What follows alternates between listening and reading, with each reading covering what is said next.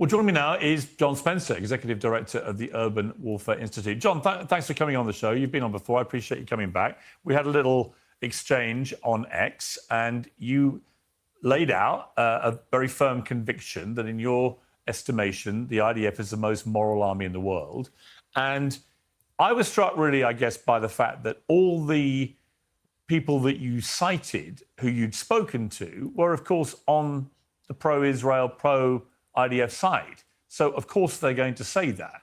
And the criticism that I would level back at you about your claim was simply that if you're only going to do that, talk to the people that are effectively have a horse in the race, and journalists aren't allowed into Gaza to work it out for themselves, then it's hard to believe it. What would you say to that? Well, hi, Piers. Thanks for having me. I really appreciate you in doing that. I will have to correct you on misquoting me. That quote about being the most moral military in the world, that's probably from my friend Colonel Richard Kemp from the British Army, who led Afghanistan forces during the Afghan war. My quote that you called nonsense was that the Israel and the IDF have implemented more measures to prevent civilian harm than any military in history. Now, that's a provable fact.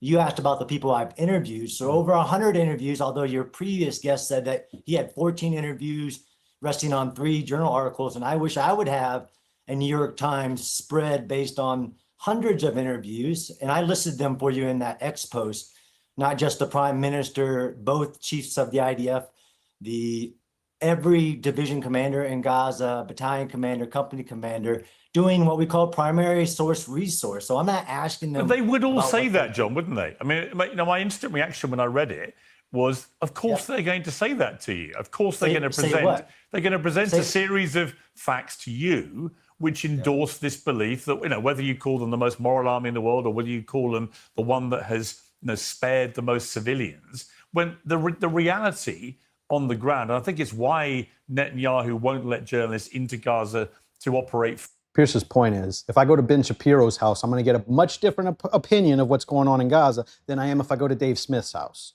So just asking a bunch of Zionists is not really a way to come to a conclusion on if anything bad is happening in Gaza, because Zionists, they think what they think. Freely, the reality is very different. As even Donald Trump said last week, why do they keep leveling whole buildings to go after one Hamas guy or a couple of Hezbollah people, right? They are, in the process of targeting the enemy, they are killing enormous numbers of civilians. Now, I've had people say to me, yeah, but what about World War II? What about Dresden? All that. I completely agree. But of course, that was precisely why the Geneva Convention was brought in, to prevent that kind of thing happening again. And many people think that the IDF has been indiscriminate, not because they're deliberately targeting civilians, but because they are targeting 1, 2, 3 enemy combatants, and in the process killing huge numbers of civilians. And whether you call that targeting civilians or willfully ignoring the civilian casualty reality on the ground, I mean, it makes little difference to the victims, does it?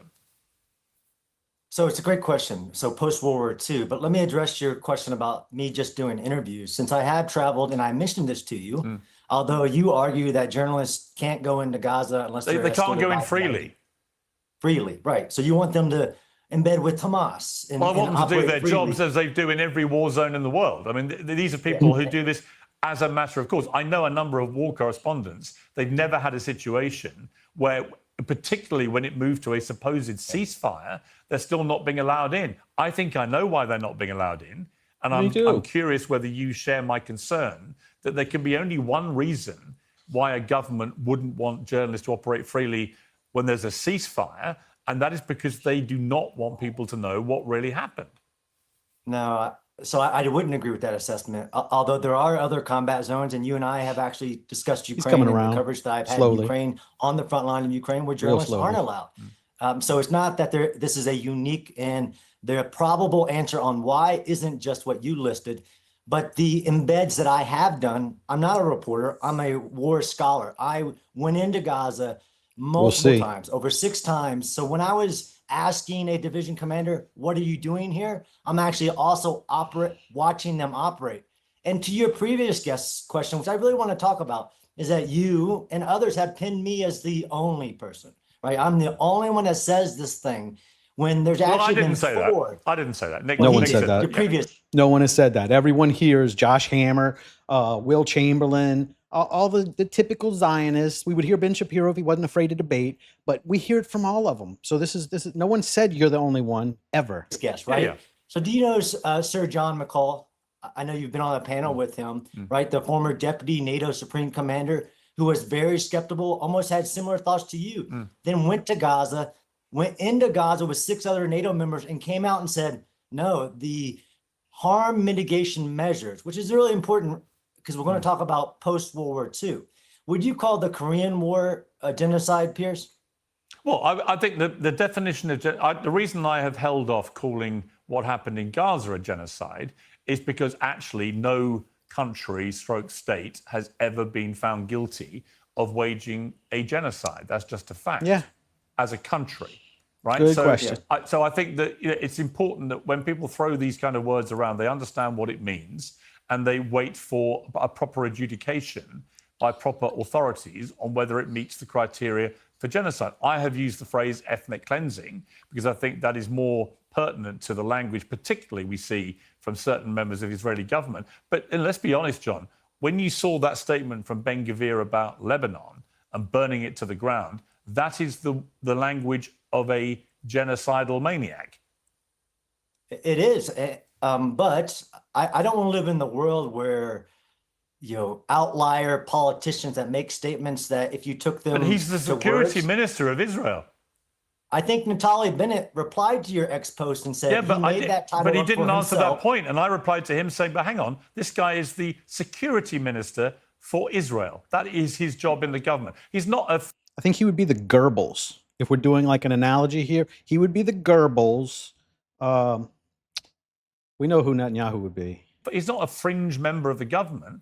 He's actually That the security title, though, minister. isn't what you're inferring. That's what Naftali Bennett, no friend of Netanyahu, said. No, he's not. That's more like the head of the police. He's not in the chain of command. So when you criticize that list of people, I was demonstrating that I've interviewed or observed in combat operations both the political leaders that in the chain of command and the actual field commanders operating and watching them take in unordinary, extraordinary steps that no military has done. But do you think, in the John, history of so war. John, on that point, But Piers, you said post-World War II. Can I answer that really quick? Sure. Because you said the Korean War, right? So yes, you said the Korean things War. that I we didn't mention did in World War II, Dresden, and, even the Blitz of we don't do that anymore, right? The Geneva Conventions. The Korean War was a 37-month war. 2 million civilians were killed in that war. That's 54,000 civilians a month, every month of the war, 2,000 civilians a day, more than actual combatants. These numbers, these lies, damn lies, statistics, even if we want to talk about the numbers of children, which is, according to the United Nations, anybody below the age of 18, half of the population of Gaza is below the age of 18. And Hamas is historic for deploying soldiers from 12 to 18. The average age of a Hamas recruit right now is 16. But do you believe, but John, do you believe that the ratio of civilian deaths to enemy combatant terrorist deaths in Gaza, So tired for of World War example, is the best ratio, if you like, that we've seen in modern warfare? Is that your belief? This guy is trying to pass this off that, hey, they had a 12-year-old that was in Hamas, so we can just kill all 12-year-olds. Like, is that the solution? Like, you don't get to just kill all 12-year-olds because a 12-year-old could be in Hamas. That is not how warfare is supposed to be done. And so I stated that early in the war when there were people doing false comparative analysis. But do you still believe that about Gaza?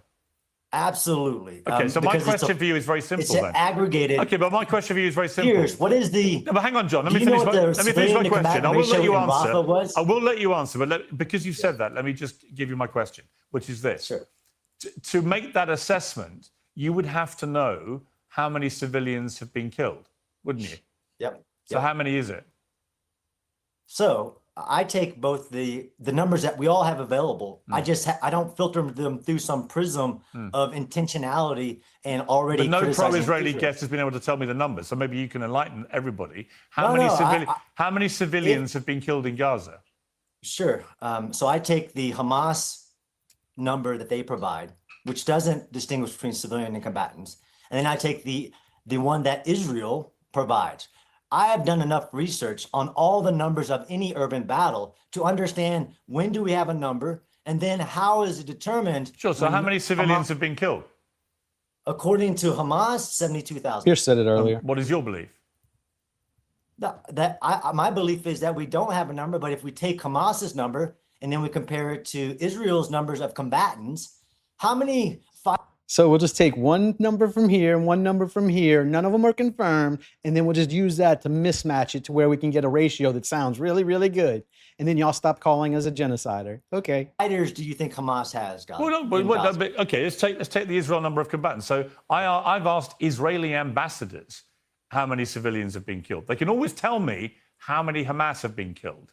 That's right. But they can You know never why they tell can't tell you how many civilians but have died? oddly, they can never tell me how many civilians have been killed. So my simple question for you is to make the assessment that the ratio has never been better than it is in Gaza in terms of combatants killed compared to civilians. You'd have to know both numbers. You have to, right? So my question again is simple. Pierce, that's not how math works when you're a Zionist. You just make a number up and then brainwash everyone into believing it. How many civilians have actually been killed in Gaza? So that would be a question. You Fair- don't know, do fair you? comment. You don't know. So when people talk about how many civilians have died, you just started the show talking about an indiscriminate number, a high number of civilians.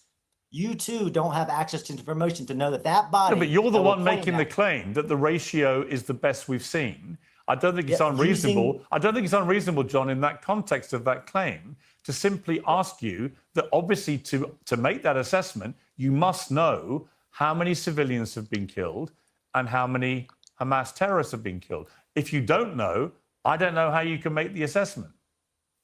I mean, I guess you could challenge the qualitative analysis of any war in the history of war. I'm only asking you about your claim. You said it was the best rate. That's a historian talking. So when he got caught not having accurate numbers, he just says you can question the numbers of any.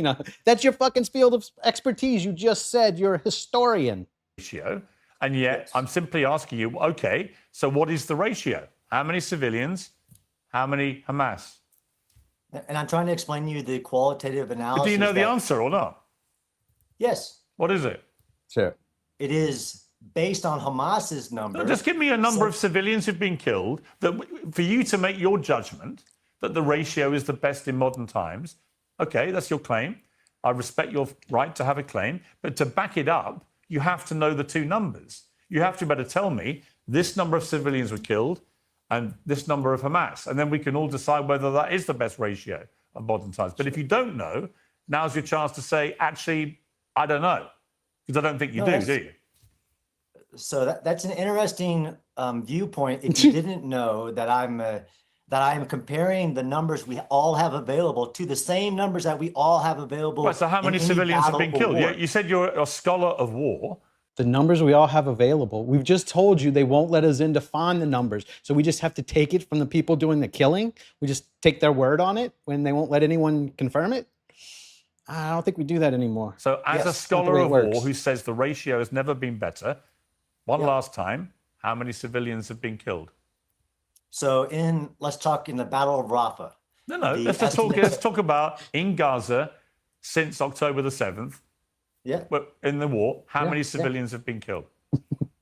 If you just do literally like my kindergartner math of the numbers that are available, and Notice how he just tells these little stories. My kindergartner. We don't care about your fucking kindergartner. How many people were killed?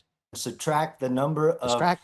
combatants, because there are no civilians in war, Piers. There's combatants or non-combatants. Non-combatants are those that are not participating in the war, such as in Gaza. If you're holding a civilian and you're a doctor, But John, just to and be you're clear, holding do you have a number or not? 50,000 minus the number of combatants that the IDF have set. 50,000 is what? What number's that? It is the number that Hamas says is left over of the number of combatants that Israel says. Sorry, You- so how you many? want to throw So out- just to be clear, how many? Yeah. You don't want to use the word civilians. How many non-combatants have been killed? I'm struggling to get my head around your maths. According to Hamas, all of the deaths are non-combatants.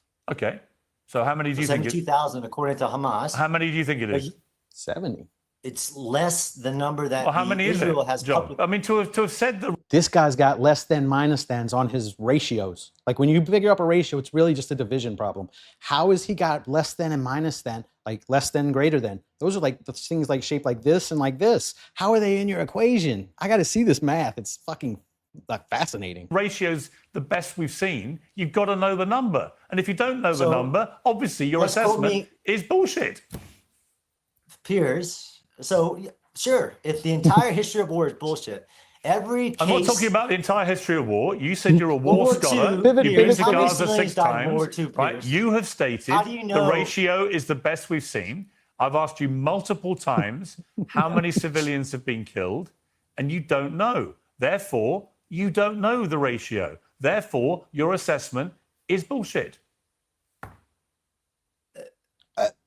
Sure, Piers. Sure. The entire study of war is bullshit. I wasn't talking about the entire study of war. I was simply talking about the war in Gaza. John Smith. This guy thinks that if you criticize his numbers and the way he comes up with them, then you're criticizing the history of war. No, bitch, we're criticizing that you're doing math with numbers you don't know. You fucking retard. Thank No, you no, very but much. you We've run say out of time, I'm civilians have afraid. But died. I gave you multiple chances to answer, and you couldn't answer. But I appreciate you coming on the show. Thank you very much. Well, that's-